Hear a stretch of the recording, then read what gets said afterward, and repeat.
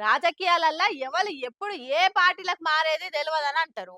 కానీ పార్టీలు మారి మారి అసలు ఆమె రాజకీయంగా ఆమె ఎటు పోతుందో తెలవకుండా అయిందన్న పేరు పోయింది.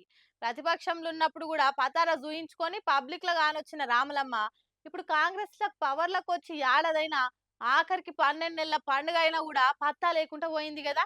అవును గదా! మరెందుకిట్లా అనంటే పాలిటిక్స్ చేస్తేందుకు పార్టీలు మారుడంటే సరే గాని పార్టీలు మారుడే పాలిటిక్స్ అనుకునుడు రాములమ్మకొచ్చిన రపరప అయిపోయింది పాపం. మొదలు తెలంగాణ తెస్తందుకు తెగిచ్చి కొట్లాడతా అని తల్లి తెలంగాణ పార్టీ పెట్టి అటెనక కార్ పార్టీలో కలిపేసి కేసీఆర్ చేతుల మీదకెళ్లి గులాబీ కండువా కప్పుకుంది విజయశాంతి.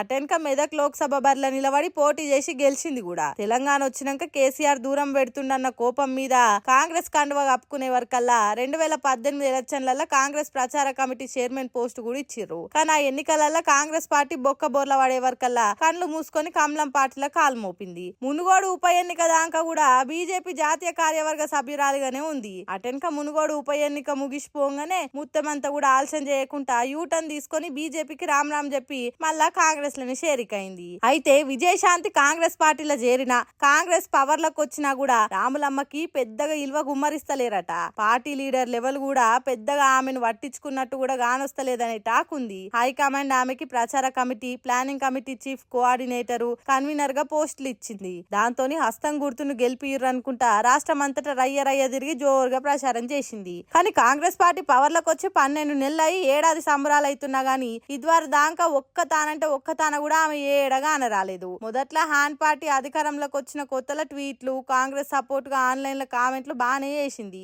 ఇప్పుడు పార్టీ మంచి ఊపులున్నా కూడా రాములమ్మనైతేగా అంతలేరట. కొన్నొద్దుల సంధి జనాలల్లా పార్టీలో ఆమె జాడ పత్తా లేకపోయే వరకల్లా అసలు విజయశాంతి కాంగ్రెస్ పార్టీలోనే ఉందా అన్న అనుమానాలు బయటోళ్ళే కాదు ఆ పార్టీ క్యాడర్లనే వస్తున్నాయట.